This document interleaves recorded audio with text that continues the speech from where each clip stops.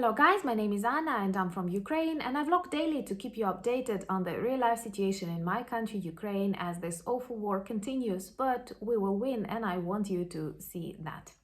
I know that various psychologists advise that it is not okay to compare people because every person is a unique world and so on and so forth. It is totally okay when we speak about friends, relationships and colleagues, but I think it's possible when we talk about political leaders or specific professions that need to correspond certain qualities. At the beginning of this war, we had so many memes about two world leaders who were supporters of Ukraine but acted really differently.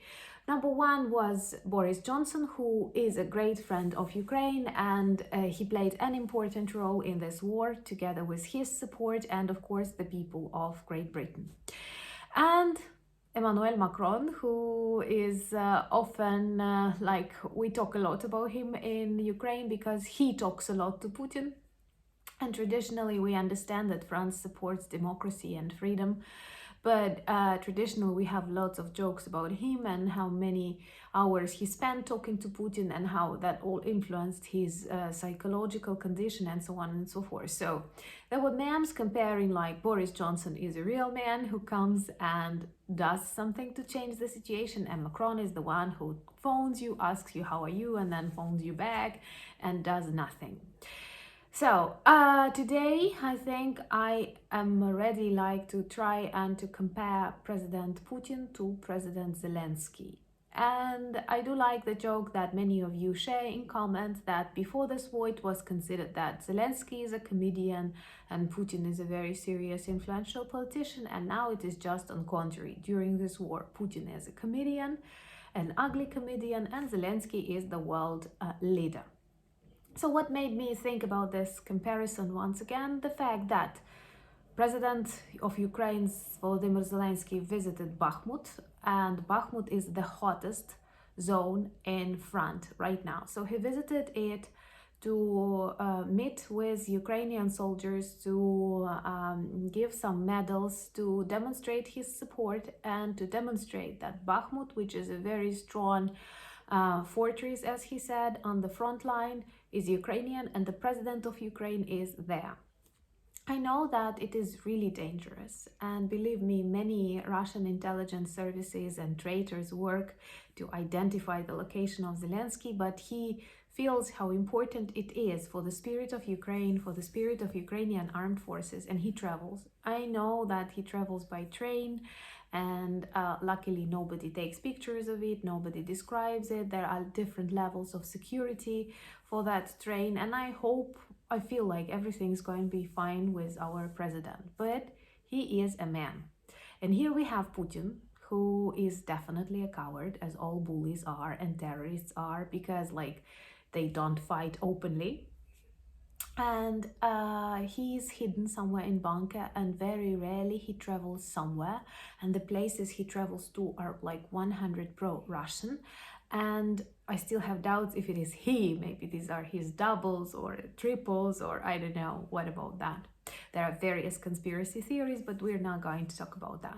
We all know that he's hiding somewhere in bunker, that yesterday it seems he visited Minsk, and it was a huge event in his life, perhaps. Just compare Bakhmut, a zone, very hot zone on the front line, and Minsk, the capital of Belarus, and he was afraid to fly there, so they took 3 similar airplanes that imitated and flew together, so no one knew in which of these planes Putin actually was.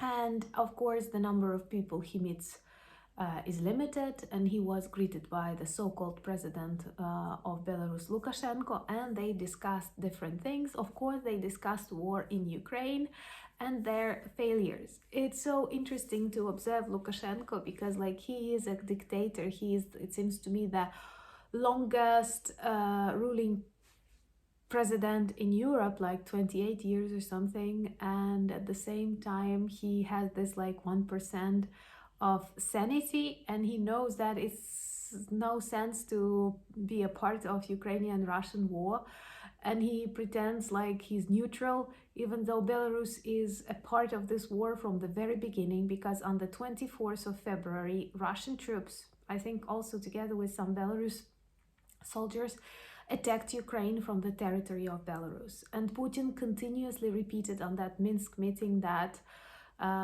Belarus is not just a neighbor, it is an ally.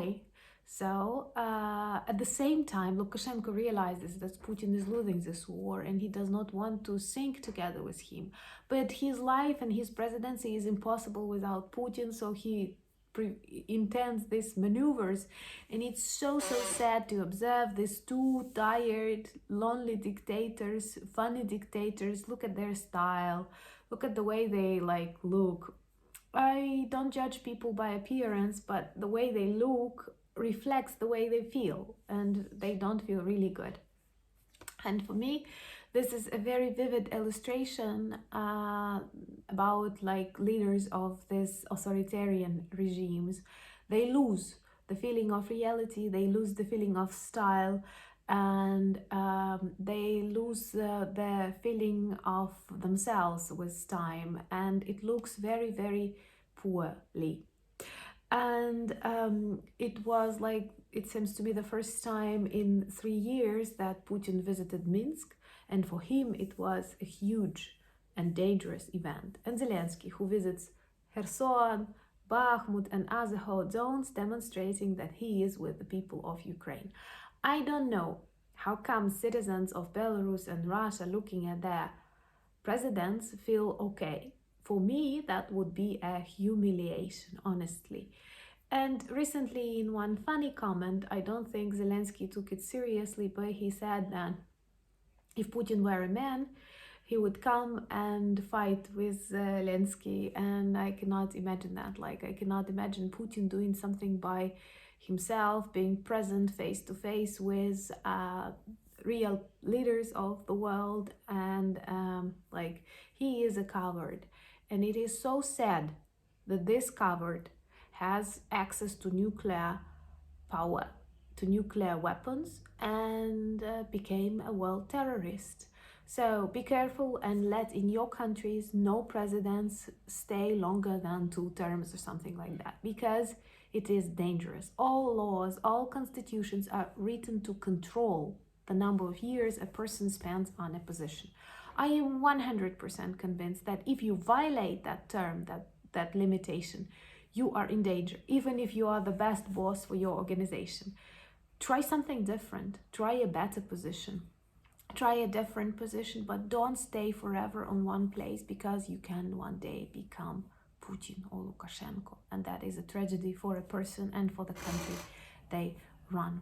Thank you so much for your support. If you're new to my channel, please subscribe, because the world needs to know more about Ukraine. We were hidden for a pretty long period of time, and now I think we have so many things to show and to explain about ourselves. Thank you for buying me coffees, thank you for becoming my patrons, and thank you for your support of Ukraine. Slava Ukraini!